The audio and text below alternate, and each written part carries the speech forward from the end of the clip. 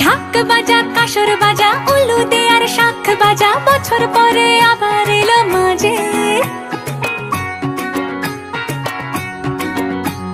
পুজো পুজো গন্ধ নিয়ে